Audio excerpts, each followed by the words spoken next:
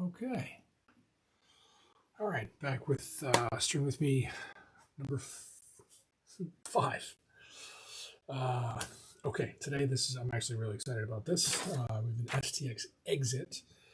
Customer states, let's see here. Green name of head, green marble, STX Xit, stringing style, be creative. Goody. Pocket placement, face-off athletes need something specific, mid-low. Let's see, string color preferences, enclosed, stringing face-off mesh. This is 4F, so a even softer 4S, and enclosed neon green sidewalls and shooters. This is gonna look really, really nice. Anything else I need to know? My son is 11 years old, needs the head for face-off, stay on, should throw, catch, and shoot as well as handle face-off duty. Done. Okay, so let's make sure we get this set up a little bit. Get the background all set up and perfect. I'm really happy that we are doing this head because I've been meaning to walk through, not so much like a tutorial for this, but kind of. The STX Xit is something that it's a head that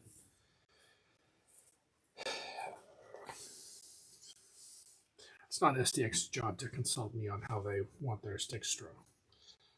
But if they did, I would have made some suggestions.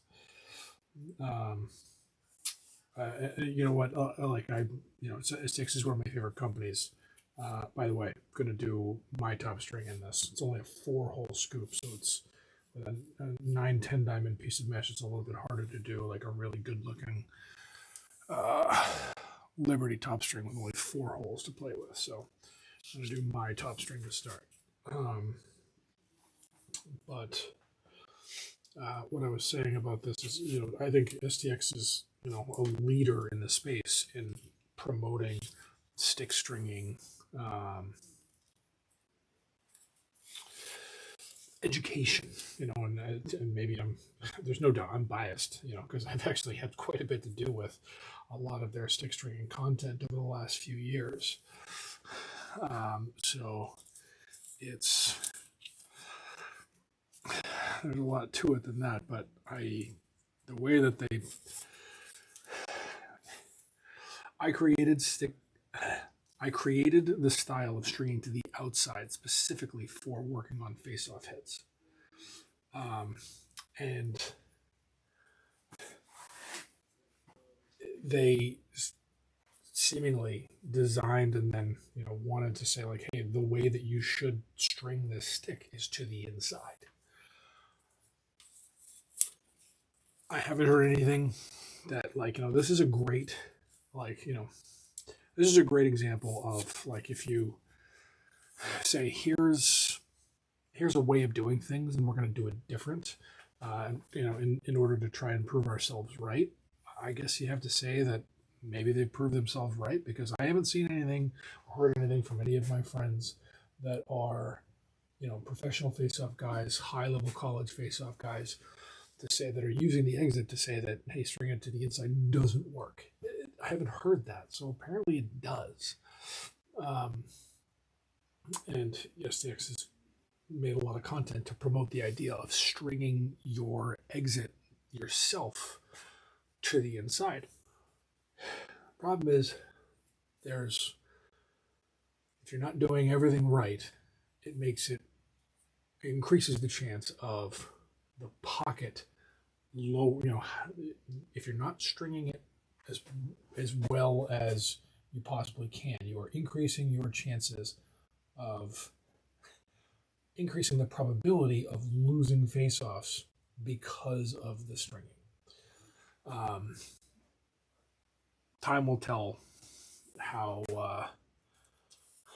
much, time will tell to what degree, but we'll see what happens. Okay, so I'm doing at least between those 4 holes.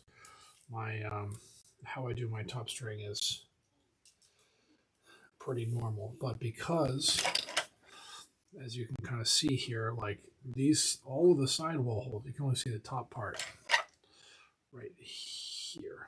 Like this is the bottom edge you see right here. There's a lot of real estate that you got to string over to string it standard or to string it to the outside. So, you know, because of how, and I'll show you how I do this here, because of how this, because of where the sidewall holes are, I am going to tie, I'm going to do a double loop tie off.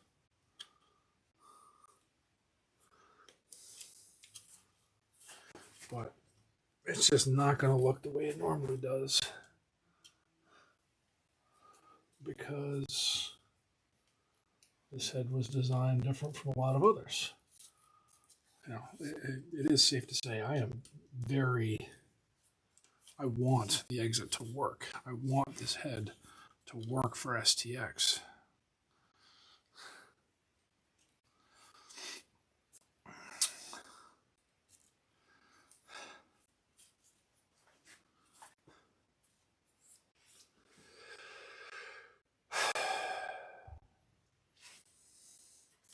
I'm going to completely redo this. This would be the perfect way to tie off your side, or to tie off your top string if you're going to string it to the inside. I wouldn't think twice about stringing this stick to the inside if I was stringing it for a player to use, like for box or to play the real field with and not take face-offs with. But I'm going to string the stick to the outside because that's the way that I think it's should be strung. So I don't want to do anything that's so ridiculous. I don't want to, like, you know, if I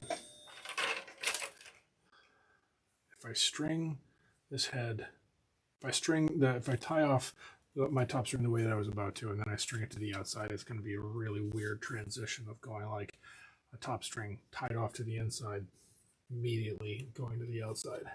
That would look weird. So it's still going to look a little bit different because of how much real estate that we have up here, but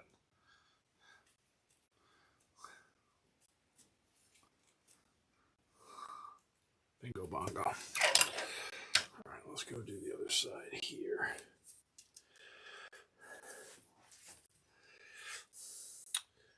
The really fun thing is, I think I'll do it. We're going to go outside weave for the actual sidewalls. Because otherwise doing, well, double outside probably wouldn't be that much because I'll be stringing it's not going to be that bad, but we're still going to do it outside weave. I prefer that. It's actually because the this edge comes a little bit out. The edge is like, you know, the edge of this is raised here. The strings will actually be kind of inset. It'll be interesting to see how it plays out. Now, as a quick, just as part of the quick discussion that of why I don't want to string this to the inside, it's because there's two, not counting double inside or weaved inside, there's two different ways that you can string your mesh to the inside. Not style-wise, but like what side of the mesh you're stringing to the, what do you call it? What side of the mesh you're stringing to the plastic, the front or the back. So let's say if I'm stringing, this is the front, as you see it. Here, let's see if I can bring this out just a little bit farther. So right now, this view right here, you're looking at the back of the mesh. If I want, like, if you're going to string, typically when you're stringing an offensive head to the inside, the back of the mesh, i.e., let's, you know, I'm twisting it like this. You can see it down here. The back of the mesh is being pulled to the plastic. That, if I did that, if I strung it to the inside with the back of the mesh, that would be advantageous to the ball sitting in the pocket itself. Here, it would be potentially bad for the ball sitting in the back of the pocket. Now, if I string the front of the mesh, which is where the ball typically sits, if I string the front of the mesh like this to the pocket, that would be advantageous for the ball sitting in the back of the pocket. It would be easier for the ball to come out after a post-clamp win. Problem is, when the ball sits in the regular part of the pocket, it would increase the probability of the ball getting stuck and failing a regular stick check. I don't have the time to show what both of those look like. At some point, I will do a tutorial specifically on why. But today, we're here to string this stick, how I'm going to string it for this customer. So let's get about doing that.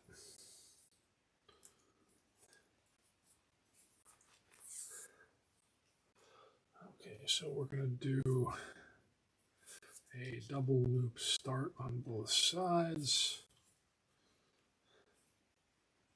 This whole setup, when it's done, I think it's going to look fantastic. This green marble dye and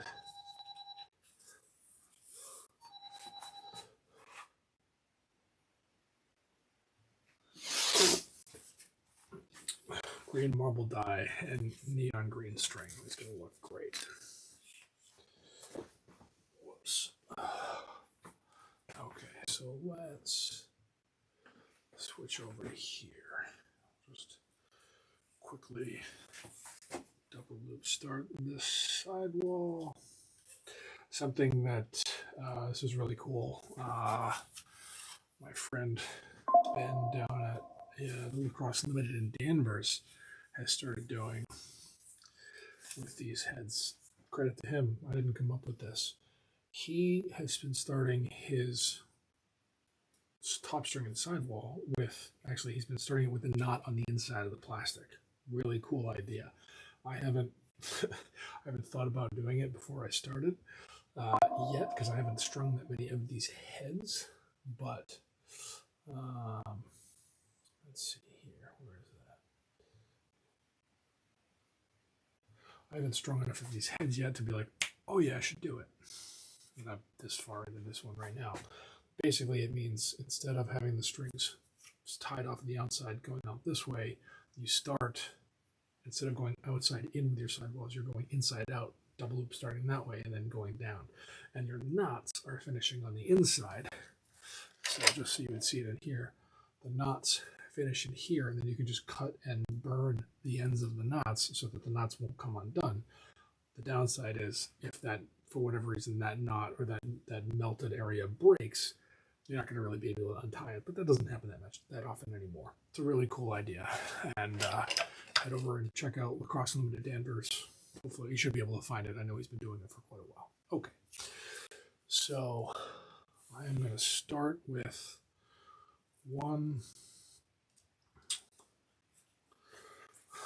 normal SI, and then I'm going to pull the mesh out to the side. Now all of these teeth you hear in there, these teeth you see on the inside edge of the plastic, they definitely, like as you're stringing, if you're stringing standard, will grab on, like you'll have to figure out where the string is going to grab onto which one. I'm not counting those. I'm not figuring it out. I'm just kind of like, making sure it sits tight and it'll sit up against one of those typically. So 4F is just basically a less coated version of 4S. It's even softer. So I'm not going to go through exactly how many of these holes that I'm skipping time for time, but I'm going front to back through the mesh every time. They wanted a mid-low pocket, so I'm going to be using most of my string down right over there. Skipping, let's see, how many did I use at that point? So 1, 2, 3, 4. So this is 5. So I'm not going to skip any more holes.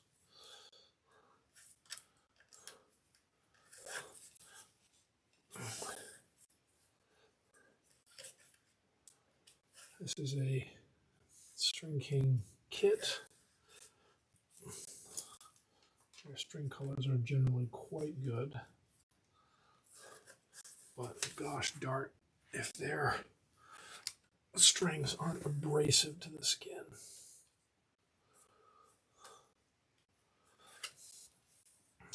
One, two, three, four, six, seven.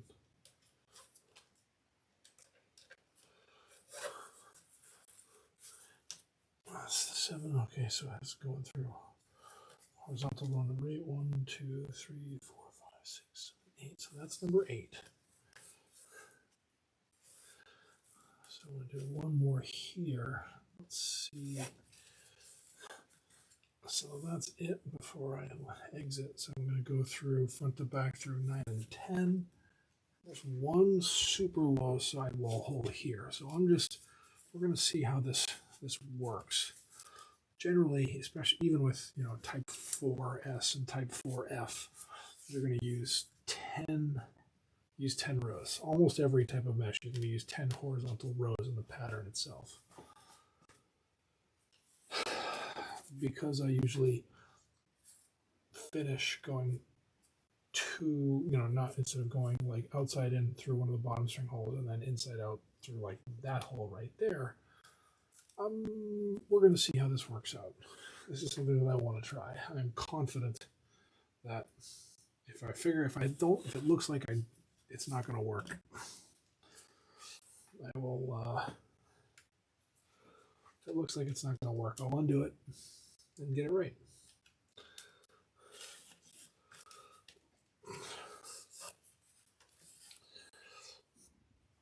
Now, especially when you're dealing with this much, like, going over that much real estate, like the mesh is being pulled even further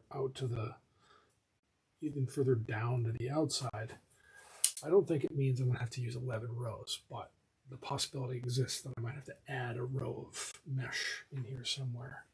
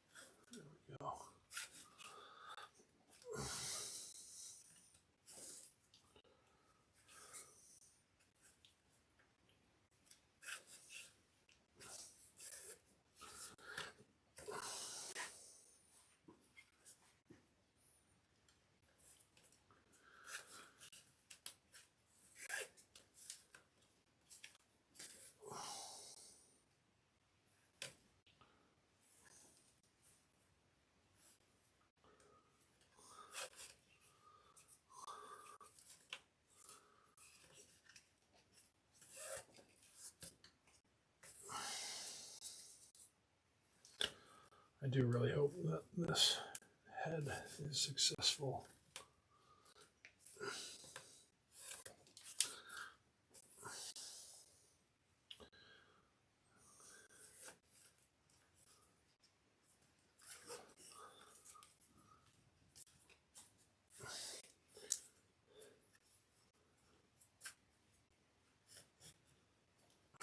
Always make sure that these knots down here when you finish your sidewall sit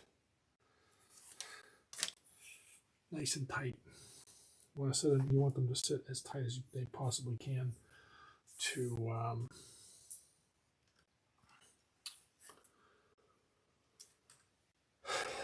sit as tight as they can to the plastic and make sure the sidewalls stay tight.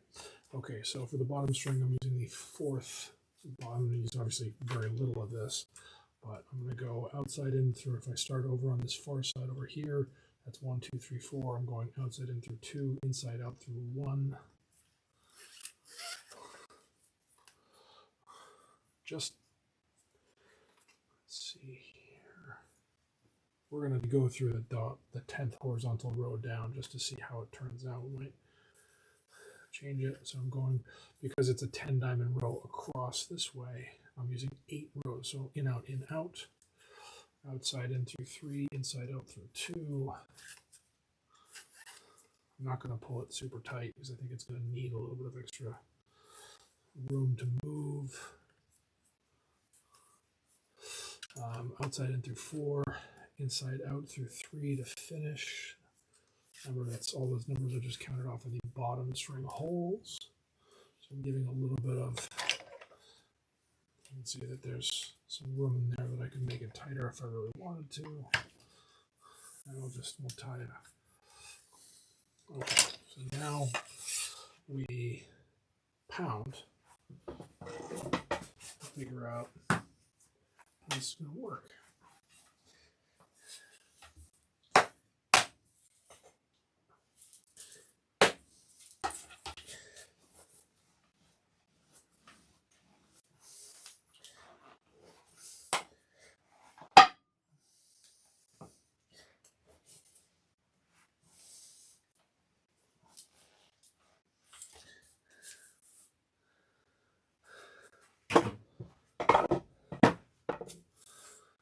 So 4F, just like 4S, it stretches out so much. I used just the right amount of mesh, and I'm going to have to tighten the bottom string because it's way too deep. I'm not going to need to alter, I don't think I'm going to need to alter the pattern at all. But I am going to be tightening the bottom string as tight as I can get it.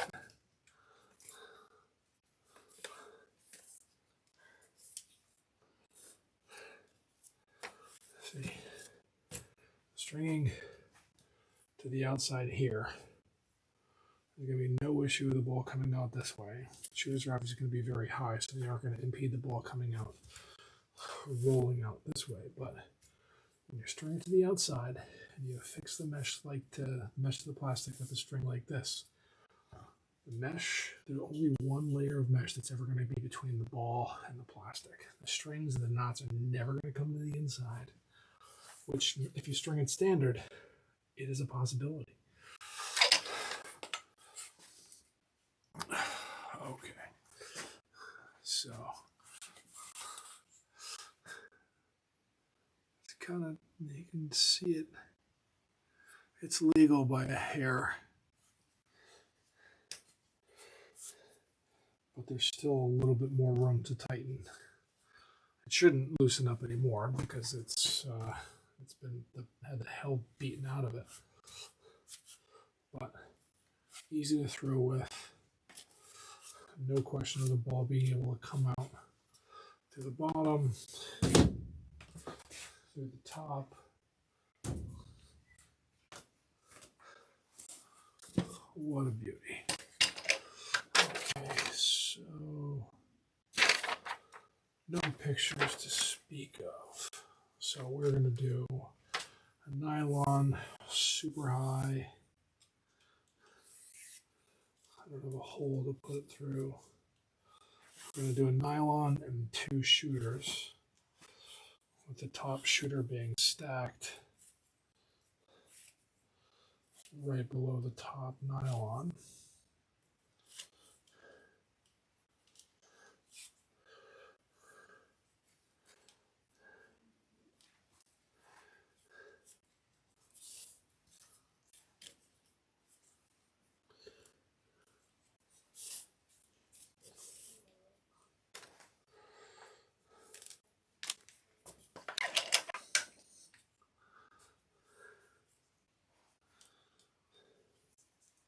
The way that it's set up, doesn't make it easy or advantageous to go through, to string the shooters or the nylon through any of the sidewall holes. I mean, I suppose that would work right there, but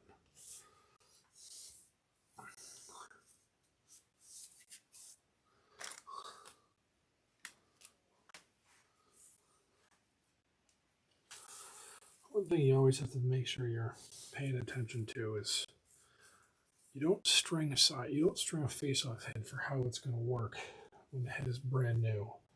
You got to string it so that it's going to be awesome when it's bent all out of shape. face-off guys should be doing wall ball with both a stick that is not something they take face-offs with, and they should be doing wall ball with a stick that they are constantly doing wall ball with, because there's doesn't mean they have to do double the wall ball. It means but they should appropriately split the time, because it is a skill to throw with a stick that is cockeyed, that is bent to one side because of taking face-offs with it. If you're only ever throwing and catching, doing wall ball with a stick that's symmetrical and straight, you got a stick that people aren't doing like 30-second cyclones with sticks that are like bent sideways. So here we see it. Is there a channel? Yes. Is it tight? No, it is not tight, because you have to be able to face off with it, and this stick has to be awesome after hundreds of face-offs. Would you say that this, I hate using the word, but is this stick whippy? No, absolutely not. This stick probably doesn't have much whip at all, but it's not for, I don't think players, especially and this is just a PSA for everybody out there, especially younger players or anybody that doesn't string very much. Most professional players, and by most I mean the overwhelming vast majority, use way less, have way less later releasing sticks than you think. I hate using it, but they have less whip in their stick than you think. There are very few players who use very much. Oh my God, smooth as a baby's bottom. Okay, so I will clean this up in a moment. But there you have it, an STX Xit strung to the outside.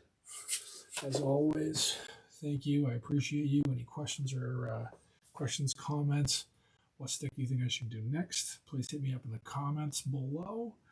And above all, keep stringing.